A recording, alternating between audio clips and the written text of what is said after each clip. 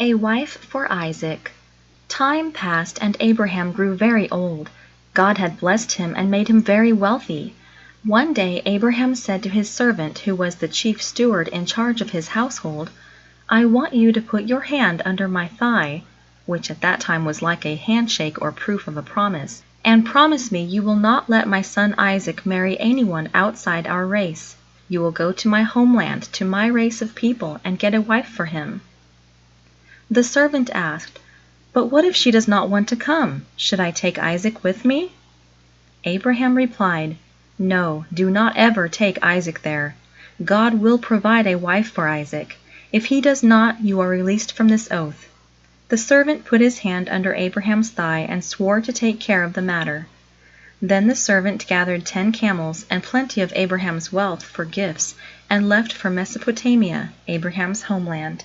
When the servant arrived outside the small town of Nahor in Mesopotamia, he stopped by a well and prayed to God, "Please show me Isaac's wife to be. Let it be that when I ask the woman, 'May I drink?' she will respond, 'Drink, and I will also water your camels.' Let her be Isaac's wife." Just as he was finishing his prayer, a woman walked out to the well. Abraham's servant asked her, "Will you give me a drink of water?" She replied, "Drink, sir." She lowered her bucket into the well and brought up water for him. Then she said, "I will also water your camels." He watched her water the camels to make sure she was the right one.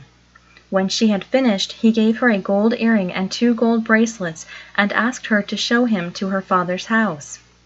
God had given him Rebekah of Abraham's race. She was very beautiful. Rebekah told Abraham's servant who her father was, and said they had plenty of room for him and his camels to stay. Abraham's servant thanked God for his truth and goodness.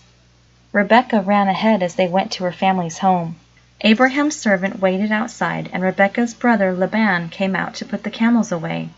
Laban invited him into the house and offered him food. Abraham's servant said, "No, I will not eat until I have delivered my message." So Laban said, "Speak." Abraham's servant told them who he was and who he worked for, and how God had blessed Abraham. Then he told Laban why he was there and how God had showed Rebekah to him. Then Laban and Bethuel, Rebekah's father, said, "This comes from God. It is not for us to say whether it is good or bad.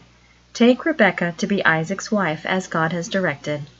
When Abraham's servant heard this, he bowed low and brought out silver and gold jewelry, clothing, and other treasures to give to Rebekah and her family. Then they ate and drank and rested for the night.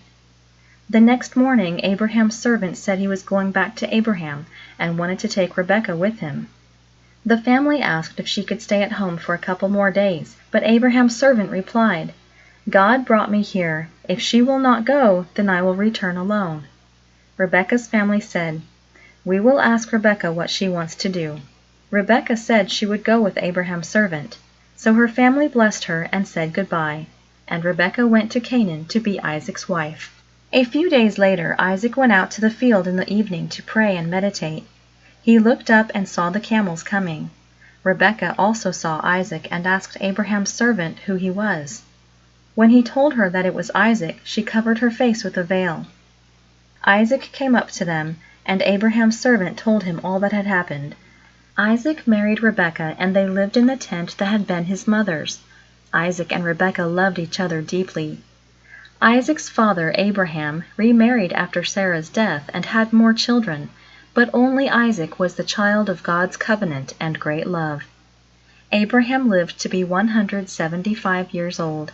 When he died, Isaac buried him with his mother in the cave near Hebron.